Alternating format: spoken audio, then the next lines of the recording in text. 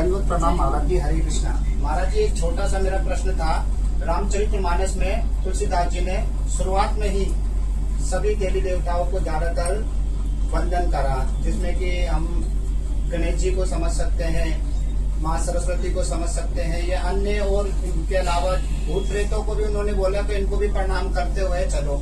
क्या जब यही प्रणाम अगर वंदन अगर रामचरितमानस में तुलसीदास जी ने करा तो क्या फिर उन्होंने ये अनन्य भक्ति कहलाएगी? उन्होंने तो गणेश जी को ही वंदन करा, माँ सरस्वती को ही वंदन करा, तो क्या फिर भी तुलसीदास जी की क्या ये अनन्य भक्ति कहलाएगी? बहुत अच्छा है। तुलसीदास जी पहले समझना होगा, कोई सभी के वंदना करते हैं, गणेश जी के वंदना किया, गणपति और बाकी सरस्वती के वंदना किया, जो भी किया, लेकिन वो वंदना किस भाव में किया? उनको क्या उनके परमेश्वर उनके इष्ट के रूप में किया या उनके इष्ट के सेवक के रूप में किया, वो समझना होगा। तुलसीदास ने जितना वंदन किया सब भगवान के राम के सेवक और दास दासी के रूप में किया वंदना, इसीलिए उनका जो भी वंदना वो अनन्य भक्ति सेवक ज्ञान भी किया। अगर उनको स्वतंत्र ईश्वर रूप में करेंगे कि ये लोग भी भगवान जैसे मेरे राम हैं, ये भी ऐसे, गणेश जी भी ऐसे ही हैं, तो उनको अनन्य भक्ति में खंडित हो जाएगा, तो अनन्य भक्ति नहीं कहलाएगा। वो सभी को गणेश जी को जो वंदना किया सब समय राम के सेवक के रूप में, भगवान के भक्त के रूप में किया। शंकर जी की वंदना भी किया उसी प्रकार की। इसीलिए तुलसीदास जी जो वंदना है वो सभी राम के दास दासी के रूप में किया, देव देवियों। इसी कारण उनकी जो भक्ति है वो अनन्य भक्ति है। तो क्या अगर हम किसी भी देवी देवताओं को अगर हम प्रणाम या करते हैं, या जैसे हमारे कुल के देवी देवता है या कोई भी कुछ है, तो क्या हम उनको अगर वंदन करते हैं तो भाव यही रखे कि हम भाव यही रखना पड़ेगा कि भाई हम वैष्णव को प्रणाम कर रहे हैं, लेकिन मेरे इष्ट ब्रजेंद्र नंदन ही है। भगवत गीता में भगवान ने ये मना नहीं किया कि कोई देव देवता को सम्मान मत करो या भजन पूजा मत करो। भगवान कहते हैं सभी को सम्मान करो, लेकिन समझ लो कि ये लोग मेरे सेवक, मैं अकेला ईश्वर, हम सर्वस्व प्रभव मत सर्वम प्रभव, ये मेरे अंश हैं और मेरे अधीन में काम कर रहे हैं, मेरे निर्देश में काम कर रहे हैं, मेरे सेवा में लगे हुए सभी। इस भाव में सबको सम्मान करो, इसमें कोई हानि नहीं होगा, अनन्य भक्ति कभी खंडित नहीं होगी। तो फिर मेरा दूसरा ये था महाराज जी, जब जड़ भरत को जब डाकू मारने आए तो माँ काली ने उनको दर्शन दिए, तो जड़ भरत ने तो माँ काली को भी प्रणाम नहीं करा, क्योंकि वो जानते थे जड़ भरत का रोल अलग।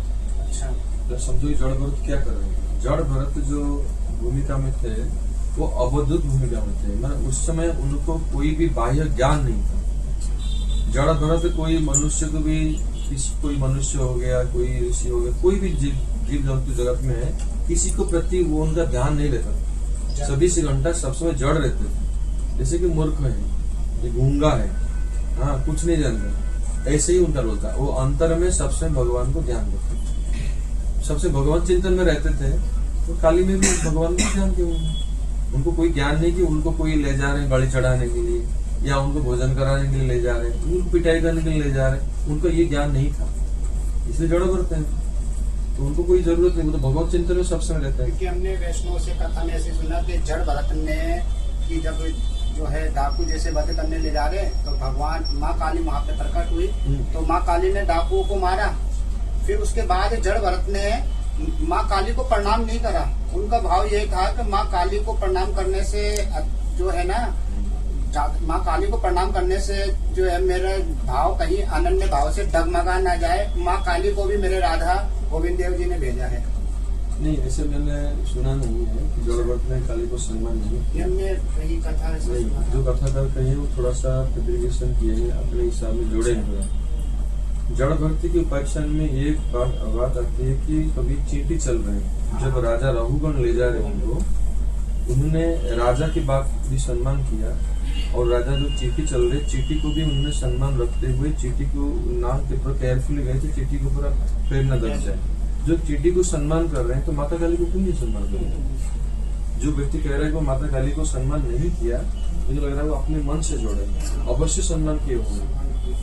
तो सभी चींटी तक सभी को सम्मान करने वाले व्यक्ति भगवान के भक्त है, तो वो काली माता क्यों सम्मान नहीं करें? भगवान की शक्ति है, जरूर किए होगी सम्मान, ऐसे नहीं किया अनादर किया होगा, सम्मान जरूर किया होगा। लेकिन ये कि उनका बाह्य ज्ञान नहीं रहता था, ये बात सच है। भगवत चिंतन में सब समय रहते थे, सब वस्तु में भगवान को देखते थे। अगर इनको डाकुलू ले गया तो उसे भगवान की प्रेरणा समझ के वो चले गए।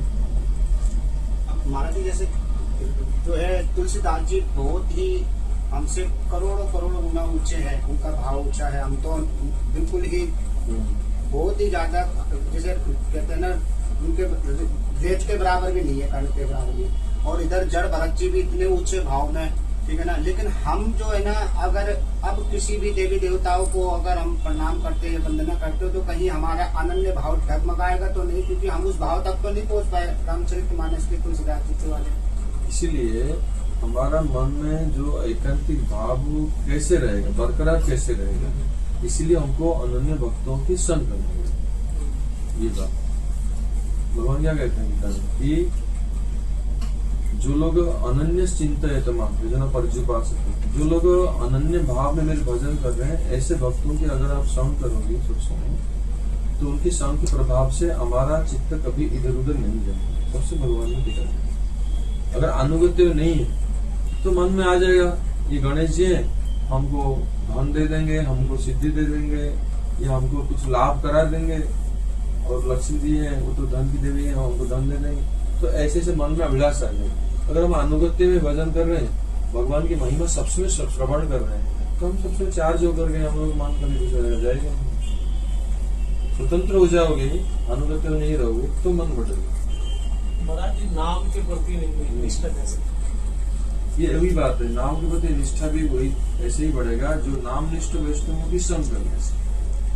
जो लोग हरि नाम को निष्ठा पूर्वक करते हैं, जिनका नामापराध नहीं हो रहा है, ऐसे भक्तों के संग में हमारा भी नाम अच्छा होने लगेगा। अगर नामापराधी जो लोग नामापराध कर रहे हैं, इनके संग ज्यादा करोगे तो हमारा भी नामापराध होने लगेगा। ये संग की प्रभाव, ये सब साधु संग इसलिए कहा गया ना, साधु संग सर्वशास्त्र के, क्यों बार बार कहा गया साधु संग, इसीलिए कहा गया कि जो भी चीज तुम प्राप्त करना चाहते हो वो साधु संग के माध्यम से ही प्राप्त होगा। तुमको अनन्य भक्ति चाहिए, साधु संग के माध्यम से होगा। हरि नाम अच्छा करना चाहते हो तो साधु संग के माध्यम से होगा। अच्छा संयम सीखना चाहते हो तो साधु संग के माध्यम से होगा। अच्छा कीर्तन जानना चाहते हो वो भी साधु संग के माध्यम से होगा। भक्ति के कोई भी अंग अगर अच्छा से करना चाहते हो, बिना साधु संग में नहीं होगा। इसलिए बार बार कहा गया कि साधु संग सर्वोच्च, इसलिए कहा गया कि जो भी होगा ऐसे भक्ति के, ऐसे अनुरूप भक्तों की संग करना पड़ेगा। जो नाम निष्ठ है उनसे हमको नाम निष्ठा आ जाएगी। जो भजन निष्ठ, जो शास्त्र के हैं, शास्त्र को ज्यादा भागवत पाठ करते हैं या भागवत के ऊपर ज्यादा विश्वास है और सेवा करते हैं, उनसे भागवत के प्रति रुचि आ जाएगी। जो वैष्णव लोग ज्यादा सेवा करते हैं दूसरों की, उनके संग करने से हमारा अंदर भी वैष्णव सेवा की प्रवृत्ति आ जाएगी। जैसे संग करोगे ऐसे गुण आ जाएंगे।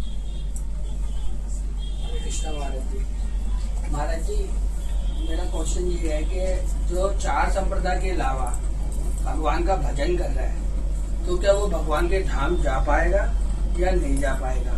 जा पाएगा। चार संप्रदाय के अलावा वो अगर किसी और के अनुगत में भजन कर रहा है, ये तो चार संप्रदाय प्रमाणित है भगवान के अंदर से आती है, तो वो कैसे भगवान के धाम जा पाएगा? भगवान उसी जन्म में जा उनको संप्रदाय के अंदर ले आएंगे,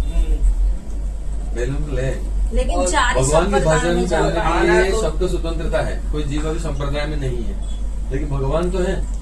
तो भगवान क्या करेंगे, उसको हृदय में परमात्मा के ऊपर बैठे हुए हैं, उनको पहले लाइन में ले आएंगे। और महाराज जी, उसके इन बाद चारों संप्रदायों में सबसे श्रेष्ठ संप्रदाय में कौन सी हमारी संप्रदाय में है? चार संप्रदाय है जैसे भगवान ने जो इनमें सबसे संप्रदाय को श्रेष्ठ- ज्यादा श्रेष्ठ माना है, भगवान श्री चैतन्य महाप्रभु ने ये ब्रह्म माध्य संप्रदाय को ज्यादा श्रेष्ठ माना है, तो इसलिए ये संप्रदाय सबसे श्रेष्ठ है। सनातन आजकल महाराज जी ये भी चल रहा है कि हमने बहुत लोगों से सुना है, राधा राधा करते चलो, राधा राधा करते चलो तो आप भवसागर पार हो जाओगे। और राधा रानी ऐसे खुश होगी कि खाली राधा राधा नाम जप करेगा, कृष्ण नाम छोड़ के राधा राधा नाम जप करने से राधा रानी खुश होंगे। राधा कृपा करेंगे। इसका उत्तर चलो भक्तिविनोद ठाकुर ने दिया। भक्तिविनोद ठाकुर क्या कहते हैं, राधा नामे बिना राधा नामे भाई कृष्ण चरण पाए। राधा के नाम जो ले रहा है वो तो कृष्ण के चरण प्राप्त हो जाता है, और कृष्ण भजन जो करता है उसको राधा के चरण प्राप्त हो जाता है। लेकिन ये हमारा लक्ष्य नहीं है, हमारा लक्ष्य है उनकी सेवा प्राप्त करना। तो सेवा प्राप्त करने दोनों की आवश्यकता है, राधा कृष्ण दोनों की हो जाएंगे तब तो सेवा करोगे। तो अलग अलग उपासना करोगे, तुम्हारा अपना स्वार्थ तो साधन हो जाएगा, मुक्ति पा जाओगे, कुछ कर लो, लेकिन उनकी सेवा प्राप्त नहीं होगा। सेवा प्राप्त करने के लिए जुगल नाम करो, महामंत्र करो, ये तो सेवा प्राप्त नहीं होगा। तो दोनों को अलग अलग स्वतंत्र आराधना करो। राधारानी का नाम ले रहे हो, राधारानी कृष्ण के पास भेज देंगे, कृष्ण को ज्यादा आराधना हो, कृष्ण राधारानी के पास भेज देंगे। शास्त्रों लेकिन में दोनों को अगर हम लोग दोनों को उपासना करना चाहते हैं, सेवा करना चाहते हैं, राधा कृष्ण प्राण जुगल किशोर, तो सेवा प्राप्त होना है तो दोनों की उपासना करना पड़ेगा, जो कि जुगल नाम है, जो कि महामंत्र है। ये हमारा जो संप्रदाय में जो मंत्र है, जो उपासना पद्धति है, दोनों की सेवा करना हमारे संप्रदाय की पद्धति है। जो अकेले करता है वो ज्यादा बुद्धिमान नहीं है। भक्ति ठाकुर क्या कहते हैं, वो अनभिज्ञ है। केवल माधव पूजेश अज्ञान, राधा अनादर करे अभिमान। तो खाली माधव की पूजा करता है कृष्ण की, तो वो अभिमानी अज्ञानी है। उसी प्रकार अकेले राधा रानी की जो पूजा करता है वो भी अज्ञानी है। उसी प्रकार जैसे कृष्ण की आराधना करना अज्ञानी है, हरे राधा रानी की पूजा करने वाला भी अज्ञानी है। उनको क्या करना चाहिए ना, राधा कृष्ण दोनों की उपासना करना चाहिए। राधा रानी को अकेले आराधना करने से क्या राधा रानी प्रसन्न पूरा हो जाएंगे, कृपा करेंगे, उनके नाम तो व्यर्थ नहीं जाएगा ना, इसलिए कृपा तो जरूर मिलेगा। संसारी बाधा कट जाए, जो भी कह रहे हैं कि ये हो जाएगा वो हो जाएगा, लेकिन उनको पूर्ण रूप में प्राप्त नहीं कर पाएंगे। अगर हम चाहते हैं कि प्रसन्न करने के लिए हमको दोनों की उपासना करना पड़ेगा, नहीं तो हम अज्ञानी रहेंगे सबसे, और सेवा प्राप्त नहीं होगा कभी। तो उनकी सेवा के लिए जुगल नाम करना पड़ेगा, दोनों की उपासना करना पड़ेगा एक साथ। हम क्या चाहते हैं कि राधा कृष्ण अलग अलग रहे, राधा रानी को अलग से लेकर जाए घर में, कोई व्यक्ति अलग राधा रानी की मूर्ति रख के पूजा करे। ये अगर महाराज जी जैसे कोई राधा राधा बोल के रहा है, तो मेरे हिसाब से तो फिर उस पर राधा रानी जब तक कृपा करेगा नहीं, जब तक कि वो एकादशी व्रत भी नहीं करता है। राधा रानी खाली नाम लेने से उनको कुछ बेनिफिट हो जाएगा, क्योंकि नाम का तो कुछ ना कुछ फल है, हो जाएगा, लेकिन वो पूर्ण कृपा प्राप्त नहीं होगी। राधा रानी कभी खुश होगी कृष्ण के नाम नहीं ले रहा है व्यक्ति। जिस प्रकार हनुमान जी बोलने से जब तक राम जी का नाम नहीं लेंगे तो हनुमान जी प्रसन्न नहीं होंगे, और बहुत जल्दी प्रसन्न करना तो राम का नाम। तो इसी प्रकार कृष्ण का नाम लो राधा। और प्रेमानंद दंडोत प्रणाम। मेरा ये प्रश्न है कि हम लोगों को वैष्णव में भेदभाव देखना चाहिए। भेदभाव मैंने किस प्रकार भेदभाव? जैसे हमारा ये मानना है कि हमारा काले वैष्णव बुरे वैष्णव ऐसे नहीं, काले वैष्णव जैसे जो कर रहे हैं वो तो अपना काम कर रहे हैं, क्या हम उनको बदल सकते हैं? अगर बदल सकते हैं तो उनके बारे में सोचें, हम उनको बदल दें। भेदभाव माने हम ऐसा कह सकते हैं, और अगर हम इसमें दोष नहीं देखना चाहिए, ये कह सकते हैं हम लोग कि वैष्णव में दोष नहीं देखना चाहिए। महाराज जी भेद तो है सभी में, सब बार-बार व्यक्ति भक्ति एक में व्यक्ति दूसरे से एक नहीं है, सभी में थोड़ा थोड़ा भेद है सभी जीवों में। लेकिन ये है कि वैष्णव की दोष में, दोष माने क्या है ना, अवगुण हो, खराब गुण, ये नहीं देखना चाहिए। अगर कोई वैष्णव की अवगुण नजर में दृष्टि में पड़ता है तो उसको शोधन करके अच्छे तरीके में सोचना चाहिए, नहीं तो अपराध हो जाएगा। लेकिन हमें मेरे हिसाब से महाराज जी, जब तक हम अपना कल्याण ना कर लें तब तक हमें दूसरे वैष्णव के बारे में ये भी नहीं सोचना चाहिए कि वो राधा नाम, ये हमारे गुरुदेव ने हमें बताया कि ये महामंत्र करो तुम्हारा इससे कल्याण हो जाएगा। हमारे गुरुदेव महान है हमारे लिए, लेकिन हम दूसरे को नीचा नहीं दिखाना चाहिए, हमें ना दूसरे का अपमान करना चाहिए। हमारे माता पिता हमारे लिए प्रिय है, हमारे श्रेष्ठ हैं, लेकिन हम दूसरे के माता पिता को यूं नहीं बोल सकते हमारे माता पिता की चरण धूलि नहीं है ये, ऐसे नहीं, ये तो अपमान हो गया ना एक तरह से। नहीं, एक बात और भी है, ठीक है, उनके हम लोग अपमान नहीं करना चाहिए, जो अपने मार्ग में है, जो शिक्षा उनको प्राप्त है, पर जो जानते हैं, जिनको जो अनुभूति है, वो अपना प्रचार कर रहे हैं, बात सही है। लेकिन हमारे गुरु वर्ग लोग जो मार्ग हमको दिखाया है, उस मार्ग में टिके रहने के लिए अपने अनुभूति को बताने में दोष नहीं। जैसे मैं बताता हूँ, सपोज तुम जान गया कि वो जो कर रहे हैं, वो शिक्षा दे रहे हैं, वो अलग है, वो अपने जो शिक्षा दे रहे हैं उनके लिए वो जिम्मेदार है, वो व्यक्ति जहाँ जाएगा नया जाएगा उनको जिम्मेदार। लेकिन अगर हमारे अंदर में कोई पास में कोई आता है, कोई जिज्ञासा करता है, जानना चाहता है कि आपकी गुरु के विचार क्या है, संप्रदाय के विचार, अगर हम लोग उसको नहीं बताएंगे तो ये बात को कैसे समझेगा? किसके कल्याण उद्देश्य में अगर हम उसको समझा रहे हैं, दूसरे के दोष ना देखते हुए, तो इसमें दोष नहीं मिलेगा, इसका कल्याण होगा। ये तो कैसे जानेगा? महाराज जी इनको जैसे मैंने भक्ति ठाकुर जी को उदाहरण दिया, अपना मत नहीं दिया। अगर हम लोग वो अगर नहीं बताएंगे तो लोग कैसे जानेंगे कि राधा कृष्ण दोनों की उपासना करना चाहिए? कैसे जानेंगे? ये तो इसका इसलिए- ये भी समझ सकते हैं लेकिन- महाराज जी, अगर कोई हमारा फैमिली मेंबर बनना चाहता है तो हम हमारा फैमिली शास्त्र- मेंबर बनना चाहते हैं तो हमारे फैमिली के रूल भी तो समझाएंगे ना नहीं, उसको, और एक बात है, है ना। इसमें एक प्रोसेस है, विधि है। वो क्या है? कहा गया शास्त्र में कि कोई भी वाक्य हम कहते हैं, वाणी कहते हैं, इसके द्वारा हो सकता है किसको दुख भी पहुंच सकता है, ठीक है। लेकिन शास्त्र पूतम व्रजत वाक्य, वस्त्र पूतम पिबत जल। अगर कोई भी पानी कोई दे देता है, हम पी लेते हैं, वो पानी में हो सकता है हमको नुकसान भी पहुंचे। वस्त्र पूतम माने उसको फिल्टर करके पानी को पियो।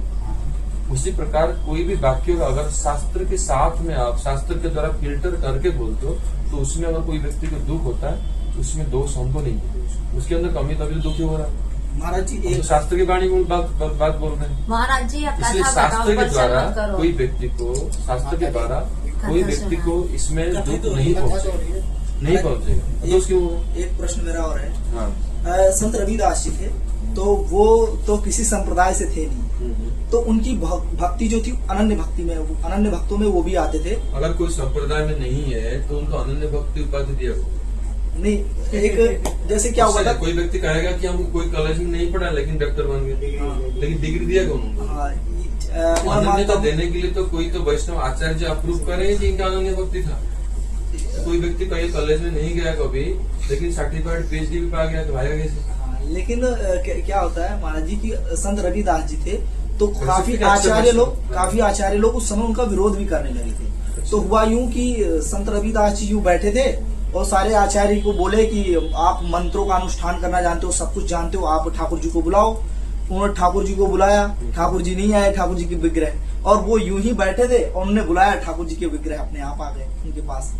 तो उनका ये स्पष्ट हो जाता है कि उनको किसी ने दिया नहीं, या तो कुछ दैवीय शक्ति थी उनके पास, या तो कुछ नहीं, हम लोग ऐसे गणना नहीं कर सकते हैं। ऐसे बहुत संत हैं, गुरुदेव भी बात को बोलते हैं, ऐसे बहुत संत हैं, बड़े बड़े भक्त हैं जिनके गुरु के बारे में वो लोग गुप्त रखते हैं। इसीलिए लोग समझते हैं कि ये कोई संप्रदाय के हैं, लेकिन शास्त्र में कहा गया कि परंपरा बिना के मंत्र से विफला मत है। कोई व्यक्ति अगर यहाँ तक पहुंच गया है कि भगवान को बुलाने से भगवान सुनते हैं, रेसिप्रोकेट करते हैं, ये व्यक्ति बिना परंपरा में मंत्र प्राप्त नहीं हुआ है, ये असंभव है। महाराज जी- ये जरूर प्राप्त हुआ है, लेकिन उन्होंने गुप्त रखा। महाराज जी एक ऐसे कारण बहुत बड़े बड़े महात्मा हैं। एक कारण वो ये अपने था, गुरु के बारे में वो बताते नहीं, उसको गुप्त रखा। इसको हम लोग ये कंक्लूजन नहीं निकालना चाहिए कि बिना गुरु में भी, बिना संप्रदाय में भी यहाँ तक पहुंच सकता है। ये कंक्लूजन हम लोग नहीं ले सकते। तो भगवान स्वयं बोल रहे हैं कि बिना परंपरा में ये प्राप्त नहीं होगा। खुद ही बोल- भगवान परंपरा से आए। नहीं, क्या करने भगवान वाला? स्वयं बोले एवं परंपरा प्राप्त। गीता की वाणी भी परंपरा में दिया गया, भागवत की वाणी में दिया गया, और उसमें बिल्कुल पद्म पुराण में श्लोक दिया गया, परंपरा विहीनस्ते मंत्रस्ते विफला मता। अगर परंपरा विहीन है वो मंत्र उनको वो फल नहीं दे सकता है।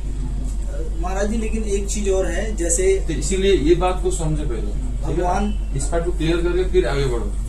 तो ये बात को मन से उतार दो कि बिना गुरु में उनको ये प्राप्त हो गया, तो दूसरे लोग भी वही करने लगेंगे। नहीं, वो चीज ये नहीं, बिना गुरु असंभव। के तो नहीं हो सकता, क्योंकि गुरु के बिना गति नहीं है। गुरु तो भी है, परंपरा भी है, सिद्ध मंत्र प्राप्त है, और सिद्ध मंत्र सिर्फ परंपरा से ही प्राप्त होता है, हाँ। इसलिए है। लेकिन उन्होंने इस बारे में किसको बताया नहीं, तो इसलिए गुप्त है, ये रहस्यमय है। लोग सोचने लगे कि हो सकता है गुरु नहीं है, तो हम लोग को कल्पना नहीं करना चाहिए, और- वो जरूर है कोई, महाराज जी चाहे वो बताए ना बताए कोई है। महाराज जी रविदास जी का जो विरोध किया था ना, उस समय जो ब्राह्मणों ने किया था, हो सकता है प्रामाणिक आचार्य लोग नहीं करते। प्रमाणित आचार्यों ने किसी का भी विरोध नहीं किया आज तक। गुरु परंपरा किसी का भी विरोध नहीं करती। बिल्कुल सही। जैसे मीरा भाई भी गुरु है, लेकिन उन्होंने गुरु के बारे में ज्यादा मेंशन किया नहीं, बहुत कम जगह में किया, नाम नहीं मेंशन किया, तभी तो उनको भी प्राप्त हुआ। गुरु पे, अपने गुरु पे विश्वास करना चाहिए। हाँ, गुरु से अपने विश्वास- गुरु में और गुरु परंपरा में पूरा विश्वास क्योंकि होना चाहिए। गुरु ही हमें उस धाम पे लेके गए। अब महाराज जी भक्त की भी कैटेगरी 3 प्रकार की है ना महाराज जी, जैसे कनिष्ठ है, कनिष्ठ के भी 3 है, मध्यम के भी 3 है, उत्तम के भी 3 है। अब हम ये नहीं कह रहे कि वो वैष्णव नहीं है, लेकिन हमारी जो गुरु परंपरा है, जो हमारे गुरुवर है, वो उत्तमों में सर्वोत्तम है। हम अपनी परंपरा के तो सबको यही कहेंगे ना, हमारी जो गुरु परंपरा आ रही है वो ब्रह्मा जी से चलती हुई आ रही है, और कहीं पे भी तेल की तरह रुकी भी कहीं नहीं है, चलती हुई कंटिन्यू चलती हुई आ रही, तो वो उत्तमों में भी सबसे उत्तम परंपरा है। इसलिए हम हमारा यही कहेंगे कि हमारे जो पिता है ना सर्वश्रेष्ठ है। अच्छा। हम दूसरे के पिता को गलत थोड़ी ना बता रहे हैं, आप दूसरे के पिता है। इसलिए ये नहीं सोचना चाहिए, अगर ऐसा करेंगे तो सब लोग कोई भी मार्ग में नहीं आएगा। तो जो करेंगे कि नहीं वो खाली राधा रानी के नाम ले रहे हैं वो भी ठीक है, भाई कृष्ण के नाम ये भी ठीक है, और सब लोग ठीक है, तो प्रचार किसको करोगे? अगर सब लोग अगर ठीक राय में लाएंगे तो फिर प्रामाणिक प्रचार फिर किस आवश्यक किस लिए है? आवश्यक तो इसलिए है कि लोगों को प्रॉपर चीज बताने का। हम शास्त्र की वाणी को, गुरु की वाणी को अगर बताने के लिए प्रचार कर रहे हैं, अगर इसको हम डरेंगे कि अपराध हो जाए, अपराध तभी होगा अगर शास्त्रभूत नहीं होगा। ये बोला ना, अगर पुलिस डंडा लेकर किसको पिटाई करता है उनको दोष नहीं लगता है, क्यों? क्योंकि वो अथराइज है, वो किसके निर्देश पे वो काम कर रहा है। अगर हमारा वाणी किसको कष्ट लग रहा है, इसका मतलब है कि उसमें कमी है, वो नहीं समझ रहा है कि हम शास्त्र की वाणी बोलते हैं। शास्त्र की वाणी से किसको कठिनाई नहीं होना चाहिए। शास्त्र में स्पष्ट रूप में ये बताया गया, महाजन की वाणी है, शास्त्र की वाणी है कि कोई अकेले कृष्ण या अकेले राधा रानी की उपासना करने वाला व्यक्ति अज्ञानी है। सीधा बात भक्ति ठाकुर लिखते हैं, महाजन है वो सप्तम गोस्वामी है और राधा रानी की सखी है। स्वयं बोल रहे हैं अकेले आराधना नहीं है, जुगल आराधना है। सबसे में राधा कृष्ण दोनों की आराधना करना चाहिए। हम कोई महात्मा के बारे में नहीं बोल रहे, हो सकते वो भी जुगल आराधना कर रहे हो, लेकिन कौन परिस्थिति में किसको क्या उपदेश दिए हैं उसको लेकर हमको चर्चा करना आवश्यकता नहीं है। लेकिन अपने लिए अनुगत जो व्यक्ति आएंगे तो उनको जुगल आराधना की उपासना कर महामंत्र करो, तो राधा कृष्ण उभय की आराधना करो, कोई अकेले एक ही नहीं, क्योंकि दोनों कभी अलग है नहीं, कभी अलग नहीं है। राधा रानी कभी अकेले नहीं रहते हैं, तो कहीं भी जाओ ना कृष्ण अकेले रहते।